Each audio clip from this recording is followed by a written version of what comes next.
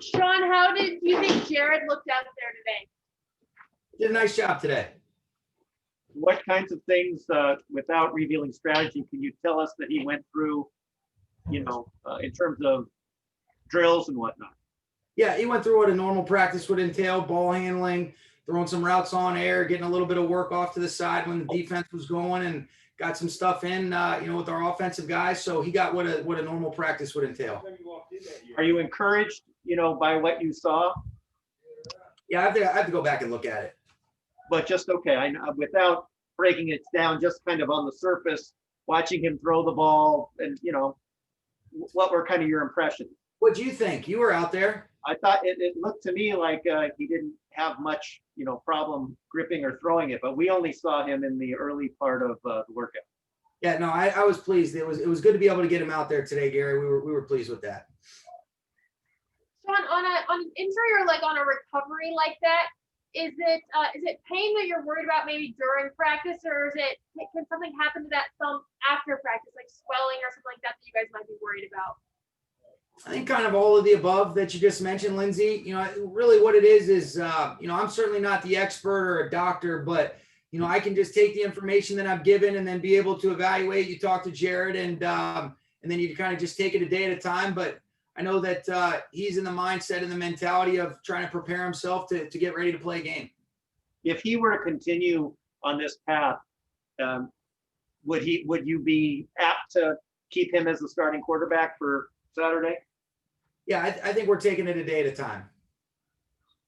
Hey, Sean, this is obviously the first substantial or semi-substantial time Jared's missed, specifically due to injury. Mentally, how have you seen him handle it? And I'm sure you've been observing sort of how he is and what he's been like sort of in a unique situation to him. Yeah, I think he's handled it really well, Jordan. He's such a great competitor. I mean, you guys saw when he ended up dislocating his finger, he stayed in the game, and he wants to do everything in his power to be out there and to compete and be with his teammates. But he's also aware enough to know, hey, whatever I can do to contribute. And last week I know was tough not being able to get out there and play, but what he did was he made the most of the opportunity and contributed and was there for John, did a great job communicating throughout the course of the game and really throughout the course of the week with the game preparation. And now I know he's able to, he's happy to be able to get out there in a physical capacity. And we're really just taking it a day at a time, like I had mentioned, but I think he's handled it really well. Do you think big picture this can teach you guys as a franchise, or teach you any lessons as a franchise in terms of it's okay if we bring in someone who can compete as a true QB2 or with Jared, because we know he mentally can handle that kind of pressure? Oh, yeah. I mean, to me, I think what you think about is you want to bring in the most competitive roster and guys that give you a chance to win if this situation arises and your starter isn't able to go for injury reasons or for whatever, I mean, especially in a COVID year, you just never know. And so our goal as a coaching staff and really as an organization is to bring the best options in, that if those guys have to step up, you feel like they're able to contribute at a level that's close to what the starters would do. And that's definitely something that I think is important. And I think you got to be able to handle it. If you aren't able to handle some of those things, then I think we've got bigger issues. And certainly that's not an issue with Jared. Sean, we haven't seen an injury report yet, but was Cooper Kupp able to seamlessly get into practice and participate like as a full participant today after he came off the COVID list? Yeah, he was. He probably ended up getting more work in last week. That maniac riding a Peloton I can only imagine what he was doing at his house, driving himself crazy when he remained asymptomatic. He was watching film, packing up his house. I mean, this guy, he looked like he's feeling fresh. He's in great shape, and he was definitely a full participant today. How are your two left tackles doing? They're good.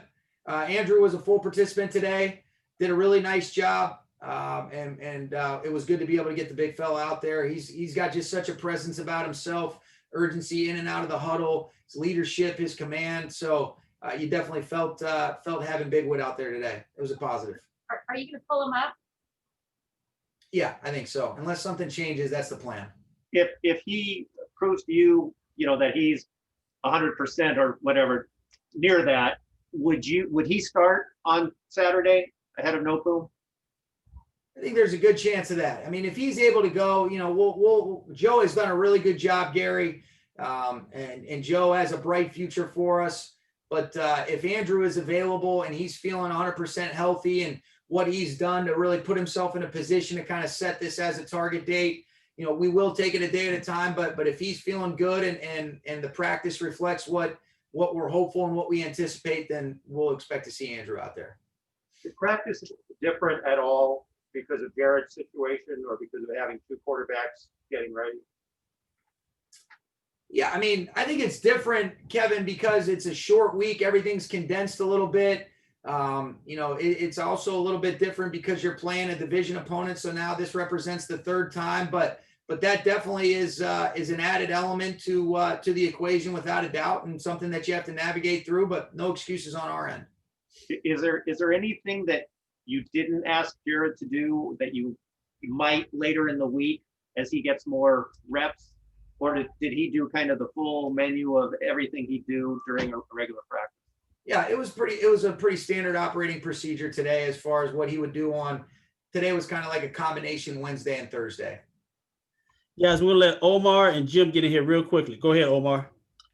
Hey, Sean, obviously this is your first playoff game since the Super Bowl. Just kind of wondering, are there any lessons? I mean, I know you learned lessons from that experience, but any in particular that you can use in preparation for this week? I think every game is a learning op. Certainly we know that this is, the stakes are raised, but I don't think you change anything in terms of your approach, your preparation. You try to have the same urgency and a steady approach week in and week out. You hear us talk about consistency all the time, Omar, and you don't shy away from what a great opportunity it is. But I think what you also want to be careful of is, some of these guys that it might be their first playoff game. Hey, you don't have to do anything other than prepare. Use your weekly rhythm that you've already established. Follow that same process. Go compete to the best of your ability with, no fear. Let's go attack success. And, we're not going to fear failure. It's a great op for us, but I don't think you want to make it bigger than it is, where guys feel like they have to press, stay in the moment, play within yourself. And I think that's a good thing for us. And that's the approach that we'll take. And that's really consistent with every game. Cool. Thanks, Sean. You got it. Jim? Yeah, Sean, having Andrew back on the practice field this week and the possibility that he'll be able to play Saturday, how much of an emotional jolt does that give to the rest of the guys? I think it does, just because of his presence, Jim. He's been such a steady leader, and, you can see the way that his teammates look up to him, not only for his production on the field, but just the way that he pours into these guys. And so it's definitely a big boost really for everybody. And kind of like I mentioned at the beginning, you feel his presence. There's certain guys you just feel when they're out on the field, and they just bring an added, those igniters, if you will. And certainly I think Andrew is in that category. How's he been today? I mean, is he like a kid on Christmas morning, or how would you describe it? He's got that look in his eye. You don't want to piss Whitworth off this week. Stay out of his way. So it was good to be able to get him out here. We're excited to have him back. Thank you. You're welcome. We good? Hey, Sean, sorry, one more quick one. Micah Kaiser, are you expecting him to be back this week? You know what? He did a good job today, Jordan. We'll take that a day at a time. It was good to be able to see him out there with his teammates. How he progresses throughout the week, I'll probably be better equipped to answer that question for you. But it was good to be able to get Mike out there. Thanks, Sean. All right. Over under 50 questions on how many different ways you guys can ask me the same thing on Jared this week. Hey, I got one more, Sean. Hurry up, man. Over. Hey, speaking of consistency, Bobby Wagner, KJ Wright, you've prepared for them a number of times now. Just kind of what stands out about them when you're preparing for that defense, specifically those two? Yeah, I think you really just mentioned it perfectly. The consistency at which they play, the ownership they have. And Bobby's been the leader of that defense for such a long period of time.